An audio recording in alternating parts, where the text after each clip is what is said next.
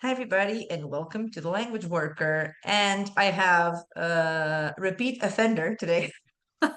So, Laura Jones has been my guest before, but we were surrounded by other lady professionals, uh, also in the beauty, luxury, fashion domain. But this time I decided to talk to Laura to come back to the podcast because one of the things that happened when we stopped recording the other time was that I could feel that Laura was all prepared to talk about the ins and outs, the behind the scenes, the prepping, the knowledge that you need to have, all the extra things that you do that are not all fun in games in order to be able to be the great professional that she is in her area, right? So I decided to just bring Laura back and go a little bit deeper into the bones of this métier, right? So before we're not going to dwell on Laura's background and all that because we already have that in the other episode, which I will link below. But I would love to start by asking Laura to do a little bit of an introduction and then her very curious, I think, hands-on background before beauty and fashion were words for you. They were actually something else, right? So just a little bit about that. Thank you so much for being here once again, Laura Jones. Well, hello, thank you for inviting me back. So I'm Laura. I'm a specialist beauty translator. I'm based in Wales in the UK, and I've been translating for 6 or 7 years now. So I market myself as a specialist beauty and lifestyle translator, but I also cover fields such as fashion, luxury, tourism. So quite a broad range of areas, but beauty is my sort of my passion. Mhm. Um, so I fell into beauty translation completely by mistake at random. I had no idea you could specialize in beauty and cosmetics when I started out, but what happened was the one of my first translation agencies based in Spain, they had a beauty brand that was a little bit awkward that they'd been working with for a while, and the company weren't quite happy with the translations they were getting. So they sent me a test piece, which I translated. They were happy with, came back, carried on translating for this brand, and then over maybe 3 or 4 years, I translated for other Spanish beauty brands too. So for a long time, I'd say beauty translation probably accounted for like 75–80% of my translation work, which was amazing because I really enjoyed it. So I don't have any background in beauty. I'm just a huge beauty fan. So that kind of helped me with terminology, understanding concepts and things, because I think there's nothing better in your work than if you enjoy what you're translating about, if you're already interested in it. So um yeah, that's it basically. I fell into it completely by accident, but I took to it like a duck to water, and I love it. I haven't looked back. So how do you actually, like I always say, every job prepares you for the next job, obviously, but Mhm. how do you actually manage this? What I understand is like an intersection between health, Yeah. right?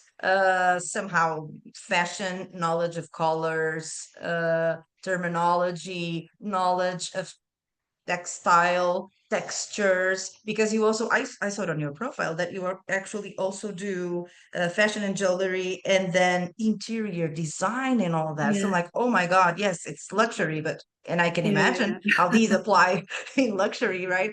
But at the same time I'm like, oh my God, this is like a super wide range of possibilities. So how do you go about preparing yourself, or how do you're like, okay, Laura, today we're launching a new brand, because it's like there's a lot of marketing included, obviously, because even if you perform, I don't know if it's brochures, websites, whatever it is, there's always that part of marketing. So you kind of have to be a specialist in marketing, blah blah blah, translation, beauty, and all of it, right? Architecture. So how does that happen? Yeah, I know it's a lot, right? But I think um all of us, all of us translators, we often dabble in other areas, not just our main area, or we may have several specialisms. Um, again, these are all areas I enjoy. I mean, I love interior design, so it comes easy to me translating and writing about it. I read a lot in my spare time. Whether that's magazines, books, online, I'm interested, so I'm constantly learning, constantly researching, Mhm. albeit, unconsciously. I don't see it as work. I'm just reading and learning. I love learning. So I mean, in terms of the marketing thing, I think it's really important to communicate well with your clients, right? You need to find out what they want to achieve, what their values are as a company. Mhm. Through your translation, then you need to sort of, put that across. You need to replicate their tone of voice, their style. So yeah, I mean, it's all about what we do is communicate, right? But we need to communicate with our clients as well, I think, to get the best possible outcomes. Um, yeah, there's so many sort of strands and things to what we do, and a lot of it we do without even thinking. Yeah. It's And with every job you do, every project you work on, you learn something new so you can apply it to the next one. Um, so yeah, it's it's a fascinating job. It really is. No 2 days are the same, and I feel like I'm constantly learning. And yeah, sorry, I've lost my train of So, thought. so the so for all of that, right? Since you do all sorts of different things, but they're all the same. It's like me, right? That's the way I see the world. Yes, I do all sorts of different things, but they are the same one to me, right? So that there's a line that puts all of this together in our minds, and that's how Mm. we operate, right? Yeah, So yeah, how do you decide what you're going to do in terms of CPD, in terms of your continuum education? How do you mm, decide on that since you have such a wide variety of things to choose from? Do you focus more on the technical part, as in the CAT tools, the evolution, the introduction of AI, whatever they, they throw at you, right? Or yeah, refining your workflow if you have direct clients, mm, or there's other moments where you have to focus on terminology and all that. So it's because I'm sure that reading for pleasure helps a lot, and I know it does, mm, right? But I'm sure that there's projects that they're brand new for you. So how do you equip yourself with all sorts of strategies in order to be able yeah. to cope with the new challenges? Well, it varies, right? I mean, it's in my mind, I sort of have ideas of things I'd like to achieve or learn about through the year. And one skill I'd really like to sort of improve on, because I have very basic knowledge, is subtitling. This is something that an additional service I'd like to offer in the future. So for me, there's For the things same client, you mean? So within those realms.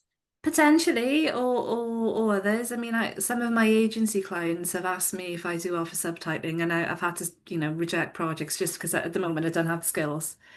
And until I sort of reach a baseline sort of competence, then I don't want to actually offer it to a client.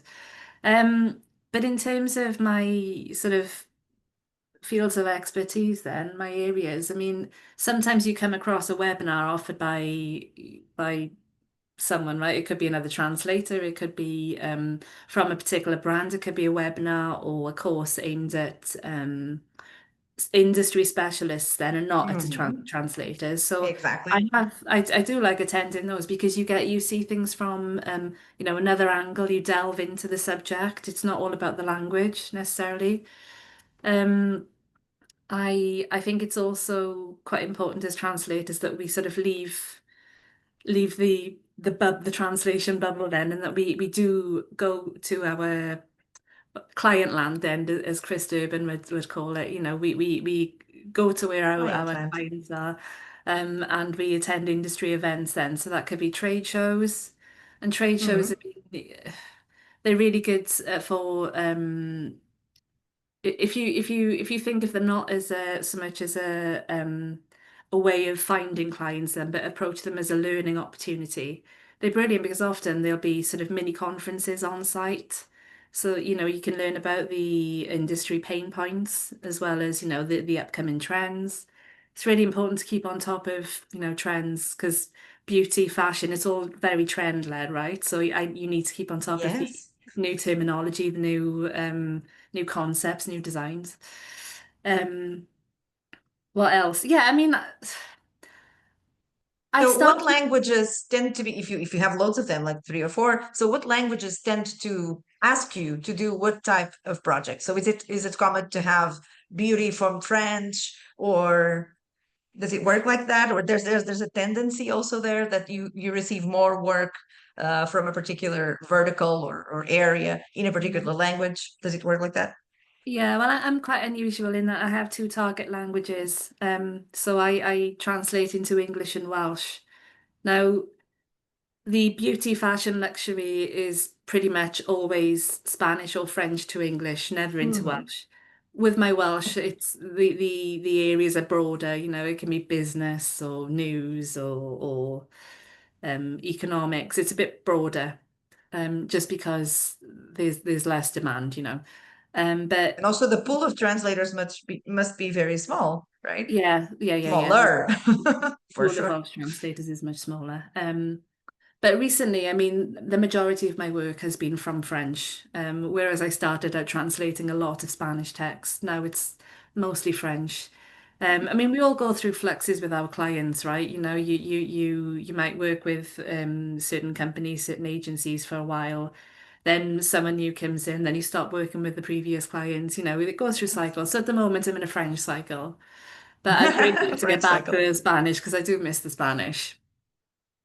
Yeah. So, I mean, the thing is, when you're preparing yourself to do all of this, right, you have those two languages. So, which one do you tend to go to? Do you read the original materials outside of your work also in those languages a lot, or do you focus a lot more on reading them in English so that you can, you know, get the terminology? Obviously, you have to do both Yeah. ways. I But do you tend actually do that, pay a lot of attention to whatever they do over there in their own real life, not only for the products that you have, but for other products in the same Yeah, yeah. similar market?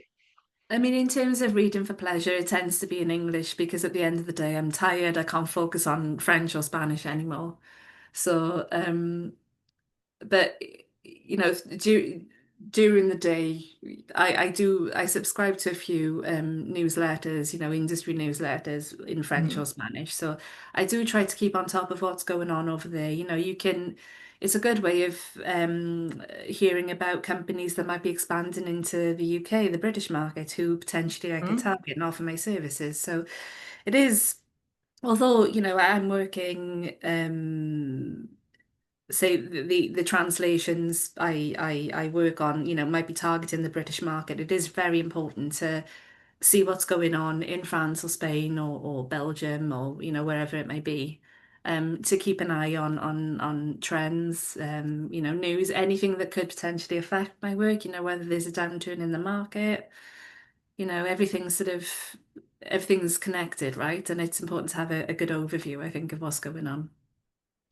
One of the things that, in my experience, happens is when you translate, for example, into fashion, things like that. One of the problems that we face is that there tends to be a lot more words in English, so a lot more terminology in English that then cannot necessarily be directly applied into Romance languages because somehow our interpretation of those Yeah. objects are different. I know this happens in every area, but I think that particularly in the fashion industry and things like that, it's a little bit more in your face.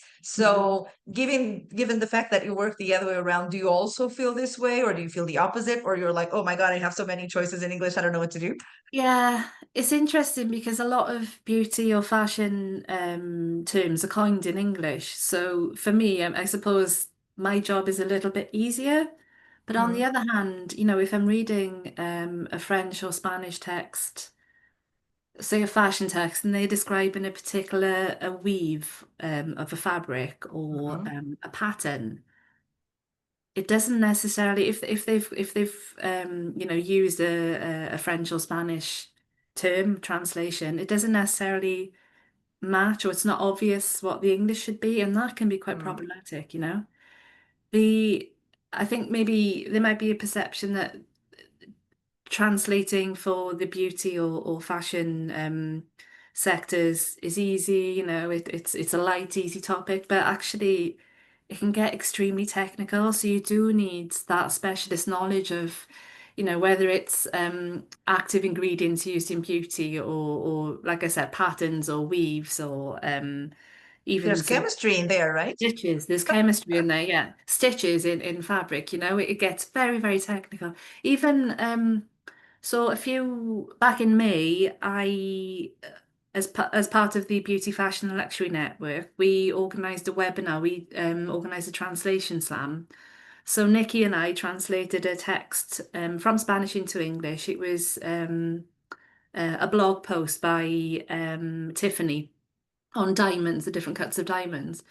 Wow. And even that, although it was aimed at the public, it was quite technical in places, it talked about the anatomy of the diamond, the different parts of a diamond and words that I hadn't seen before. So, I had to research and it was fascinating. So, these sectors, these specialisms can get very, very technical and you do need to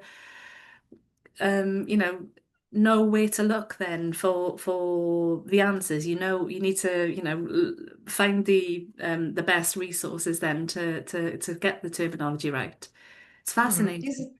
Is it my impression, or is it true that in the luxury domain, clients tend to be more interested in technical details than for the general public? Let's Mm. say that. I have that impression that there's a lot more emphasis on the quality of the fabric. Therefore, you Yeah. have to talk about it in a different way, right? Or like you said, the stitches. I mean, why would you talk about it for the common buyer? Right? But I suppose these buyers who are offered uh, multiple options, they probably are not even looking at other types of options that seem obvious to us. So Mm. are they more demanding in terms of their knowledge and terminology that you need to nail in order to get even these marketing materials out? Yeah, they can be. In my experience, luxury brands they're very focused on heritage and sort of protecting, maintaining their image. There's a lot of focus on, yeah, heritage, the history, what's gone before. Um, and they do have each brand has its own tone of voice and they can be very protective about it. But yeah, they do get quite they can get quite involved in the finer details then. And there's a lot of talk about craftsmanship and Hmm. prestigious language. It's all, it exudes luxury and they can get very concerned then with the details. And I find as Hmm. well with the luxury brands, they are very because they protective of their image and their tone, right? That they can be more involved with the translation, that they may Hmm. ask for more changes. We don't like how you said this. Maybe you can use this instead, or um this part might be too literal. Could you be, maybe a bit freer? I don't know. They're a bit more maybe discerning in their approach then, a bit more demanding. Yeah. Mhm. What about in fashion? Because fashion, I mean, not fashion, sorry, in beauty, right? Thinking about beauty products, for example, Mhm. how does that translate the same way as in, is it possible to also observe a big difference in the demand for more knowledge to come across to the client when it comes to their products? Because I don't know how much people in general read labels, right? I like reading labels for the obvious reasons, not necessarily for for beauty information or for health information, but for other reasons. So I read a lot of labels. I love them. But I'm wondering if this also comes across in things that you need to put in your body somehow, Mm, right? So is it the same way? Do you like have experience with brands like, I don't know, the beauty part or the cosmetics part of Chanel, or even Madonna has beauty products, mm. as compared to like a Kiko, or what, a Maybelline or whatever. Maybe it's Maybelline in English, but in Portuguese we call it Maybelline. Maybelline, we say Oh, Maybelline. oh, Yeah. you'd say it. Okay, I wasn't sure. So is there a difference when you translate for a brand like that, even in that specific type of product? Yeah, again, the luxury brands, even in the beauty products. I mean, I translate quite a lot of press releases for certain fragrance houses. which is fascinating. But again, there's a lot of focus on the heritage, and this new fragrance comes from, our original fragrance in 1950 or whatever it may be, and it's Ah, evolved and blah blah blah. But it's all about, right. it's poetic language. It's all about the imagery and how it makes the wearer feel. And um, I mean, you do get that across all perfume houses, right? It's very poetic, creative language. It creates a feeling maybe. Whereas the luxury houses then, as I said before, there's a lot of focus on heritage, exclusivity.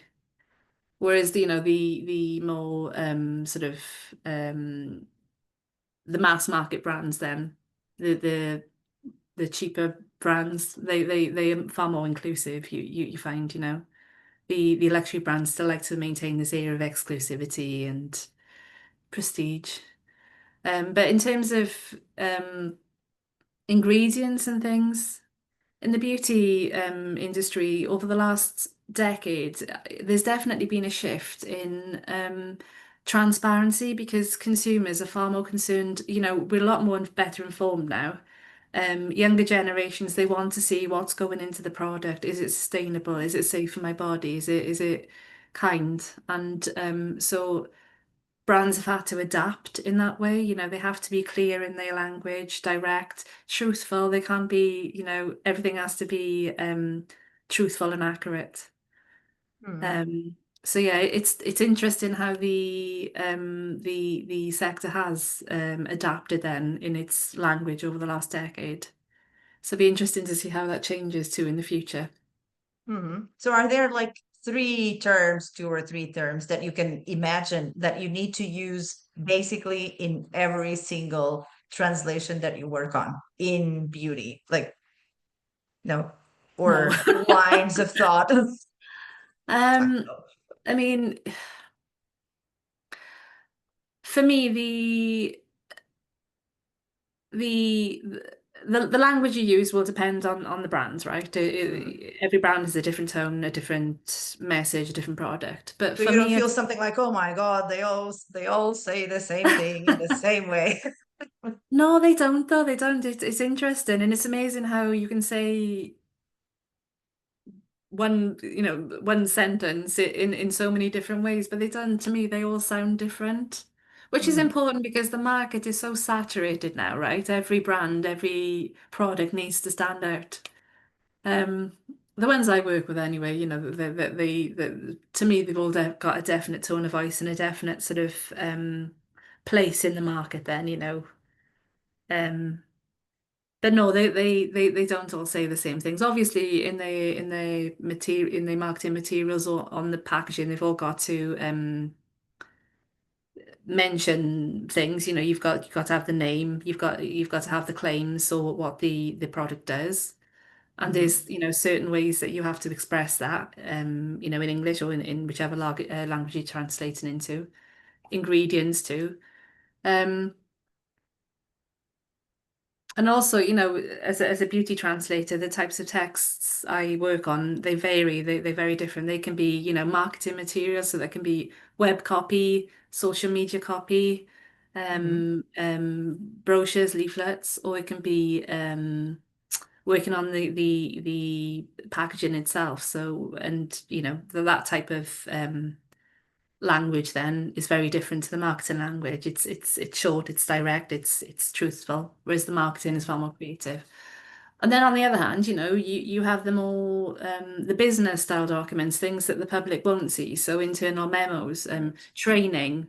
I really enjoy translating, for example, beauty protocols. So if Hmm. for the I'm not sure I know profession, what that is. So so can we have that for concept?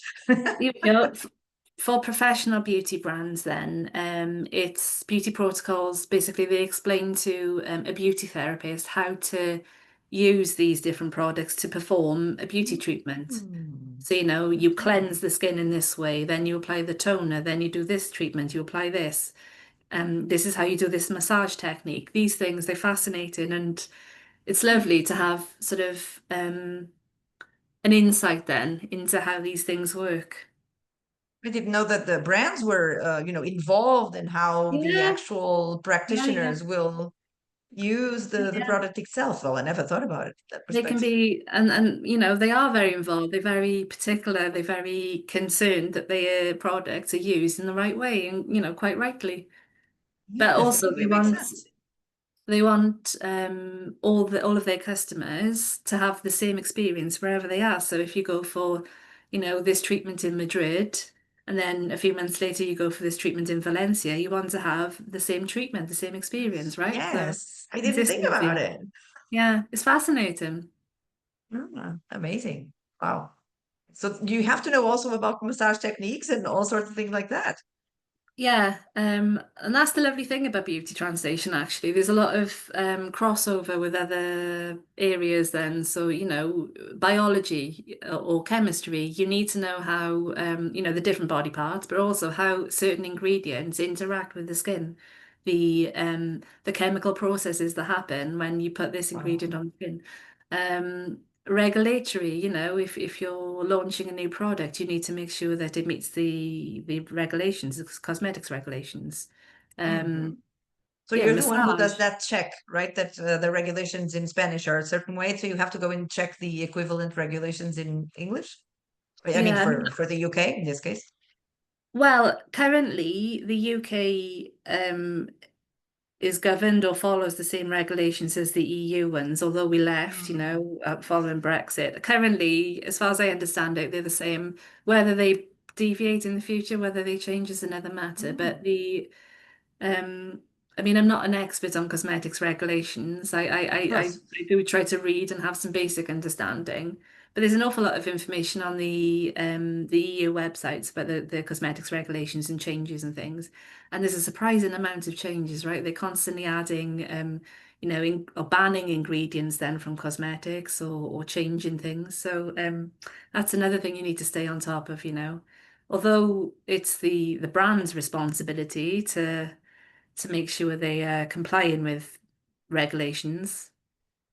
It's important as a translator that you do have some kind of basic understanding so that you can spot Mm. anything that may be amiss. Wow.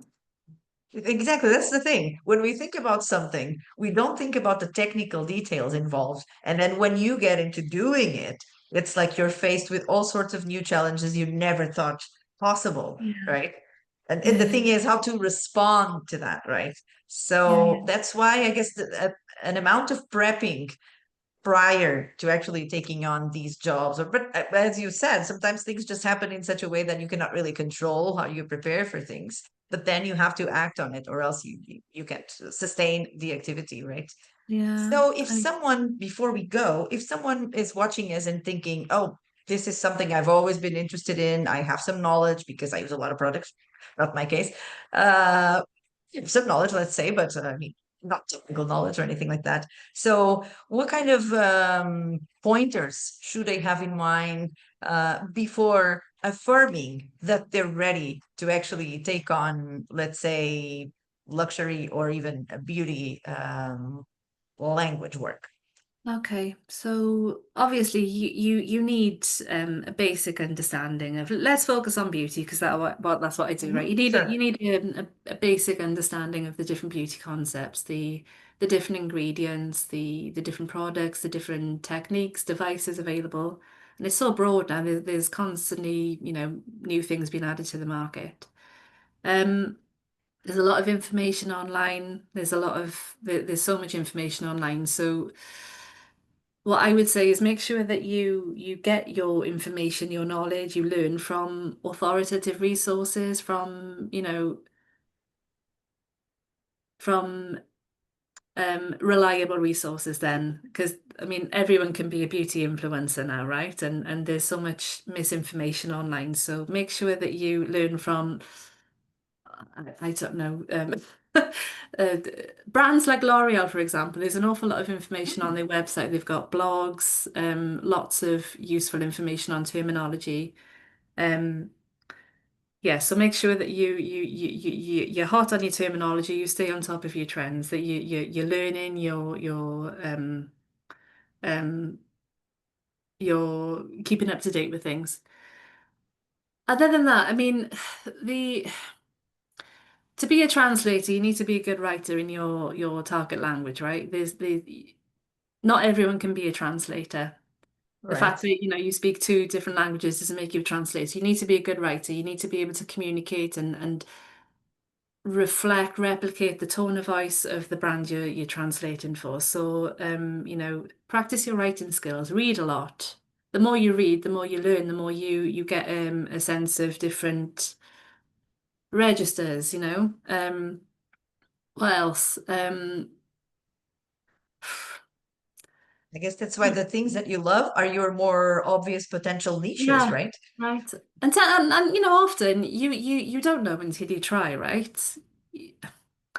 Often we might have an idea of what we can do, what we want to do, what we should be doing, but you might try something new and think, oh my gosh, I'm really good at this actually. I really enjoy it. So give it a go. I mean, even if you take some texts off the internet or from a magazine or whatever and have a go at translating it into your language, see how it works for you.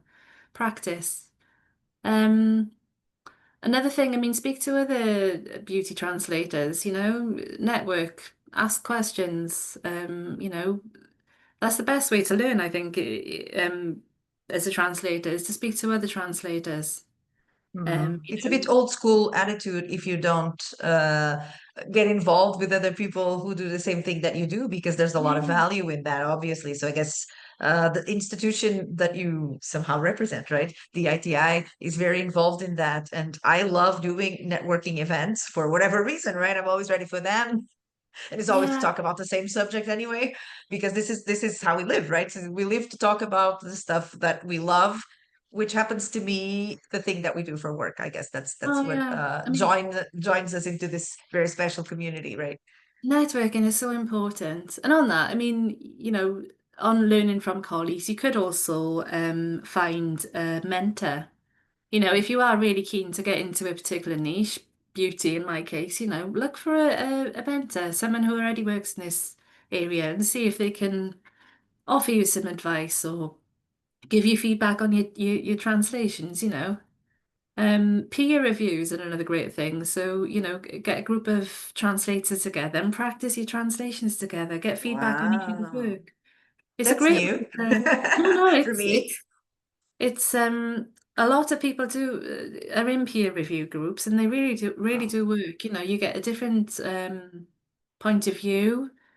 No two translators will, translate a text the same, right? So often, you look at a Yes, of colleague work and course. go, oh, that's brilliant. Why didn't I think of that? It's great for expanding your mind, learning again, getting other points of view. So um yeah, there's no sort of one tip really. There's lots of things you can do to Yeah, improve your taking knowledge. advantage of new technologies in the best way possible, right? Yeah, I mean, I've got to be honest, I don't use AI that much. I've only dabbled with it because, well, I feel that I've got a bit of AI fatigue. There's so much talk about it, right? I can't really, yeah. Fatigue from So, talking. oh my gosh, yeah, there's so much talk about AI in our profession. So, but yeah, I mean, AI, if you use it as a learning tool, as a research tool, it can be really, really helpful. But again, check your resources. Yes, that's always what you need to do. This is why talking to other people, it's such an important way of actually enhancing your skills as a professional and also to enhance your skills as a communicator, because more and more we need this part of our lives to be somehow present in our daily activities, right? That we somehow go places, we talk to people, because everything is much much harder to get across these days with so much noise. So being able to talk to people, practicing with your friends, your peers, this speaking in public, going to networking events, Yeah, joining networking groups, peer review groups, anything you want. Things yeah, that yeah. make you come out of a shell, because they say that people in the language industry or translators are usually very shy. They're like introverts, whatever. I don't agree with that at all, but that's what they say. Maybe it's true for a lot of people. Yeah, maybe. Definitely not true for me, but and a lot of people that I know. But yes, do what you can in order to make yourself notice, not in the sense that you want to Yeah, be, yeah, showing off to everyone, but acknowledge your own presence, right? Because sometimes we don't do that enough. We don't acknowledge our own existence and presence in a niche or a conference or a networking event or whatever it is. And being with other people will definitely help everyone come out of their shell and be present in life oh, and work definitely. at the same time. So this will help you all around in your life, right? Oh, 100%. And you know what? I agree with you about translators being introverts. I don't think we are really. Not all of us, anyway. And I've been to many translation events or conferences, meetups, and the room is just buzzing. Everyone's Yeah. talking, and you're with your tribe. Everyone's happy. It's a lovely place to be. But on shouting about what you do, if you are interested in a particular niche, a particular subject area, post about it on LinkedIn or on your blog or on a podcast, whatever it may be. Talk about it so people know that you do specialize in this area, or you know your stuff. And if people hear it and see it enough, they'll associate a particular niche with you. And then, hopefully then you will get referred for work in that niche, or, a Like I colleague say, associate can you help beauty me and with it? luxury with you. Well, yeah, exactly. It does work, I do this on LinkedIn. I often post about beauty concepts, beauty terminology, and as a result, people have referred work to me, so it does work. So if you want to do Um, this, first great step is to follow Laura's work and get involved in the things that she does. And there's a group of other very interesting people that I've met many of them. So get involved and get into the groove of beauty and luxury. Thank you so much, Laura. So it's been great talking to you a little bit deeper into the work that you actually do. And this has been great. Thank you so much for being here once again. And I'm sure there's other occasions we're going to be speaking about beauty. So thank you so much. you're welcome. Thanks for having me.